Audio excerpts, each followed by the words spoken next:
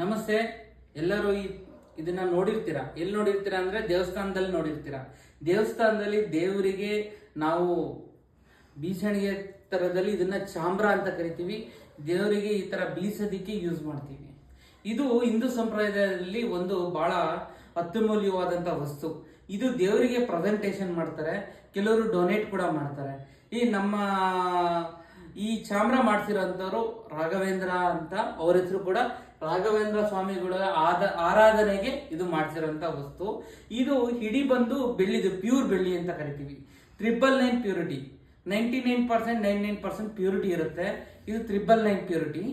ಇದ್ರಲ್ಲಿ ಮಾಡಿರುವಂತ ಬೆಳ್ಳಿಯ ಚಾಮ್ರ ಇದು. ಈ ಹೇರ್ಸ್ ಏನಪ್ಪಾ ಅಂದ್ರೆ ವೈಟ್ ಕಾಣ್ತಾ ಇದೆಯಲ್ಲ, ಏನಿದು ಅಂತ ಯೋಚನೆ ಮಾಡೋದಾದ್ರೆ ಇದು ಒಂದು ಪ್ರಾಣಿಯ ಹೇರ್ಸ್. ಪ್ರಾಣಿಯ ಹೇರ್ಸ್ ಏನು ಇಷ್ಟು ಚೆನ್ನಾಗಿ ಬರುತ್ತಾ ಅಂದ್ರೆ ಹೌದು, ಬರುತ್ತೆ. ಪ್ರಾಣಿಯ ಬಾಲದ ಕೂದಲು ಇದು. ಯಾವ್ದು ಪ್ರಾಣಿ ಅಂದ್ರೆ ಯಾಕ್ ಅಂತ, ಹಿಮಾಲಯನ್ ಯಾಕ್ ಅಥವಾ ಟಿಬೇಟಿಯನ್ ಯಾಕ್ ಅಂತ ಕರಿತೀವಿ. ಯಾಕ್ನ ಪ್ರಾಣಿಯ ಕೂದಲುಗಳು, ಬಾಲದ ಕೂದಲುಗಳು. ಈಗ ಕುದುರೆ ಬಾಲದ ಕೂದಲುಗಳನ್ನ ನೋಡಿರ್ತೀರಾ, ಅದೇ ರೀತಿನಿ ಒಂದು ಯಾಕ್ ಅಂತ, ಅದೊಂದು ಹಸು ತರ ಇರುತ್ತೆ, ಹಿಮಾಲಯದ ಇರುತ್ತೆ, ದಟ್ಟವಾದಂತ ಕೂದಲುಗಳೆಲ್ಲ ಇರುತ್ತೆ.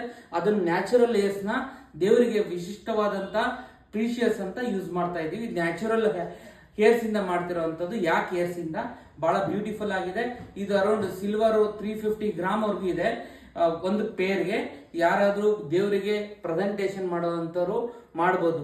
ದೇವರಿಗೆ ಇದನ್ನ ಪ್ರೆಸೆಂಟೇಷನ್ ಮಾಡಿದ್ರೆ ನಮಗೆ ಸುಖ, ಸಮೃದ್ಧಿ, ಶಾಂತಿ ಎಲ್ಲಾನು ಭಗವಂತ ಕರುಣಿಸ್ತಾನೆ ಅಂತ ಒಂದು ವ್ಯಾಲ್ಯೂ ಸಿಸ್ಟಮ್ ಇದೆ. ನೋಡಿ, ಇದು ಪ್ರೀಶಿಯಸ್ ಅಂತ ಒಂದು ವಸ್ತು. ಇದೆಲ್ಲೂ ಸಿಗೋದಿಲ್ಲ, ಇದೆ ರೇರ್ ಇದೆ. ನೋಡೋಣ, ನೋಡಿ ಇದು ಯಾವ ತರ ಇದೆ, ಬಹಳ ಬ್ಯೂಟಿಫುಲ್ ಆಗಿದೆ hairs. Thank you so much. ಏನಾದರೂ ಈ ತರ ಕೊಡುಗೆ ಕೊಡಬೇಕು ದೇವಸ್ಥಾನಕ್ಕೆ ಅಂದ್ರೆ please contact with us. Thank you.